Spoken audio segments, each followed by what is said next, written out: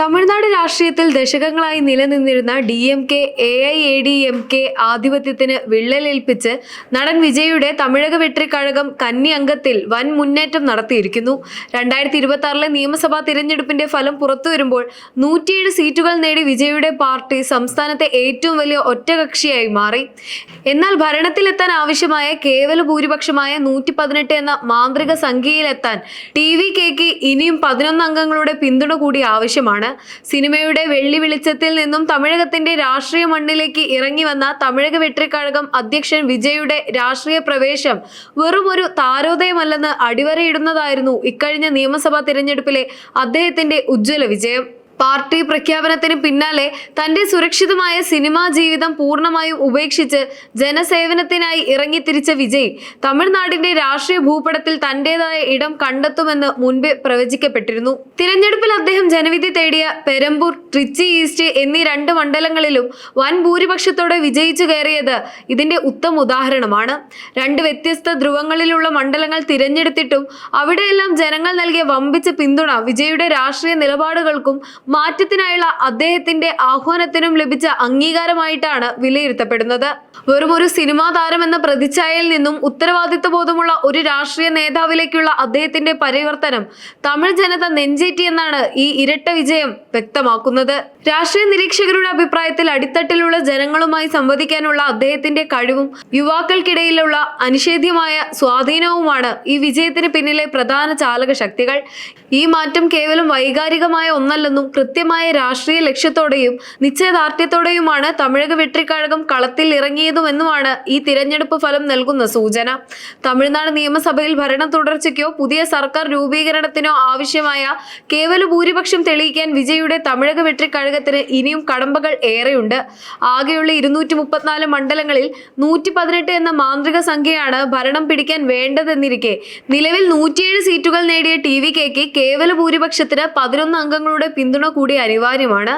ഈ സാഹചര്യത്തിൽ മറ്റു രാഷ്ട്രീയ പാർട്ടികളുടെ സഹായമില്ലാതെ സർക്കാർ ഉണ്ടാക്കുക എന്നത് അസാധ്യമായതിനാൽ സഖ്യ ചർച്ചകളിലേക്ക് പാർട്ടി കടക്കേണ്ടി വരും. നിലവിൽ DMK പാളയത്തിലുള്ള Congress, CPI, CPM, VCK എന്നീ പാർട്ടികളെ തങ്ങളുടെ ചേരിയിലെത്തിക്കാനുള്ള തീവ്ര ശ്രമത്തിലാണ് TVK നേതൃത്വം.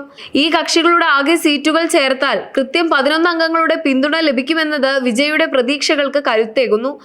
അതേസമയം AIADMK സഖ്യത്തിന്റെ ഭാഗമായ പട്ടാളി മക്കൾ കക്ഷി നേടിയ 5 സീറ്റുകളും നിർണായകമാണ്. എന്നാൽ TVK മുന്നോട്ട് വയ്ക്കുന്ന രാഷ്ട്രീയ നിലപാടുകളും PMKയുടെ പ്രത്യയശാസ്ത്രപരമായ കാഴ്ചപ്പാടുകളും തമ്മിലുള്ള വലിയ അകലം ഒരു സഖ്യസാധ്യതയ്ക്ക് കടുത്ത വെല്ലുവിളി ഉയർത്തുന്നുണ്ട്. ഇതിനെല്ലാം പുറമെ BJPയെ തന്റെ പ്രധാന രാഷ്ട്രീയ ആശയപരമായ ശത്രുവായി നേരത്തെ തന്നെ പ്രഖ്യാപിച്ച വിജയ് BJPയുമായി ചങ്ങാത്തം പുലർത്തുന്ന AIADMKയുമായി യാതൊരുവിധ കൈകോർക്കലിനും തയ്യാറാവില്ലെന്ന് വ്യക്തമാക്കിയതോടെ തമിഴകത്തെ സഖ്യ ചർച്ചകൾ അതീവ സങ്കീർണമായ ഒരു ഘട്ടത്തിലാണ്.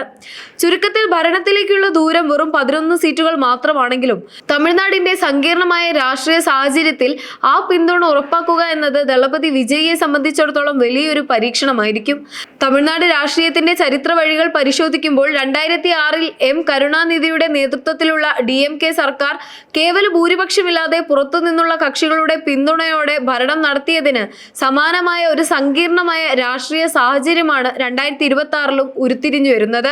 ദശകങ്ങളായി തമിഴകത്തെ അടക്കി വാണിരുന്ന DMK, അണ്ണാ DMK എന്നീ ദ്രാവിഡ കക്ഷികളുടെ അപ്രമാദിത്വത്തിന് വലിയ രീതിയിലുള്ള വിള്ളലേൽപ്പിക്കാൻ വിജയുടെ തമിഴക വെട്രിക്കഴകത്തിന് സാധിച്ചു എന്നത് പുതിയൊരു രാഷ്ട്രീയ സമവാക്യത്തിന്റെ തുടക്കമായിട്ടാണ് വിലയിരുത്തപ്പെടുന്നത്. പ്രധാനമായും യുവാക്കളുടെയും സ്ത്രീകളുടെയും വോട്ടുകൾ വൻതോതിൽ TVKക്ക് അനുകൂലമായി സമാഹരിക്കപ്പെട്ടതാണ് 107 സീറ്റുകൾ എന്ന വലിയ നേട്ടത്തിലേക്ക് പാർട്ടിയെ എത്തിച്ചത്. ജനങ്ങളെ ഭരിക്കുന്നവരല്ല, ജനങ്ങൾക്ക് വേണ്ടി ഭരിക്കുന്നവരാകണം പൊതുപ്രവർത്തകർ എന്ന വിജയുടെ ലളിതവും എന്നാൽ ശക്തവുമായ മുദ്രാവാക്യം വോട്ടർമാർ ഹൃദയത്തിലേറ്റിയെന്നാണ് ഈ തിരഞ്ഞെടുപ്പ് ഫലങ്ങൾ അടിവരയിടുന്നത്. ജനങ്ങളുടെ ദൈനംദിന പ്രശ്നങ്ങളിൽ ഇടപെടുന്നതിലുണ്ടായ പാളിച്ചകളും പരമ്പരാഗത രാഷ്ട്രീയ രീതികളോടുള്ള മടുപ്പും TVKക്ക് വലിയ രീതിയിൽ ഗുണകരമായി. അണ്ണാ DMKയുടെ തകർച്ച മൂലം പ്രതിപക്ഷ വോട്ടുകളിലുണ്ടായ ഭിന്നതയും DMKക്ക് എതിരായ ജനവികാരവും സമർത്ഥമായി വിനിയോഗിക്കാൻ വിജയ്ക്ക് സാധിച്ചതോടെ വരും വർഷങ്ങളിൽ തമിഴ് രാഷ്ട്രീയം ഈ പുത്തൻ വൻ ശക്തിക്ക് ചുറ്റുമായിരിക്കും കറങ്ങുക എന്നത് ഉറപ്പായിരിക്കുകയാണ്. തമിഴ്നാട് നിയമസഭാ തിരഞ്ഞെടുപ്പ് ഫലം പുറത്തു വന്നതോടെ രാജ്യം മുഴുവൻ ഉറ്റുനോക്കുന്നത് ചെന്നൈയിലെ രാജ്ഭവനിലേക്കും രാഷ്ട്രീയ പാർട്ടികളുടെ തന്ത്രപ്രധാനമായ നീക്കങ്ങളിലേക്കുമാണ്.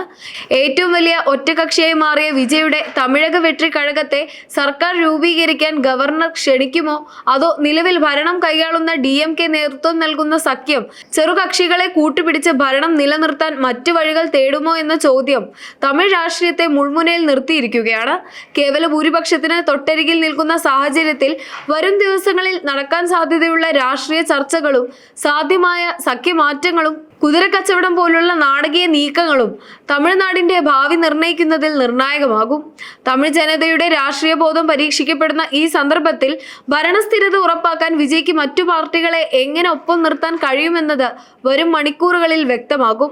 എന്തായാലും ഇതിഹാസ താരങ്ങളായ MGRനും ജയലളിതയ്ക്കും ശേഷം വെള്ളിത്തിരയിലെ ജനപ്രീതിയെ രാഷ്ട്രീയ കരുത്താക്കി മാറ്റി സിംഹാസനത്തിലേക്ക് നടന്നു കയറുന്ന മറ്റൊരു ജനപ്രിയ നേതാവിനെ കൂടി തമിഴ് രാഷ്ട്രീയ ചരിത്രം സാക്ഷ്യപ്പെടുത്തുമോ എന്ന് ലോകം ആകാംക്ഷയോടെയാണ് കാത്തിരിക്കുന്നത്.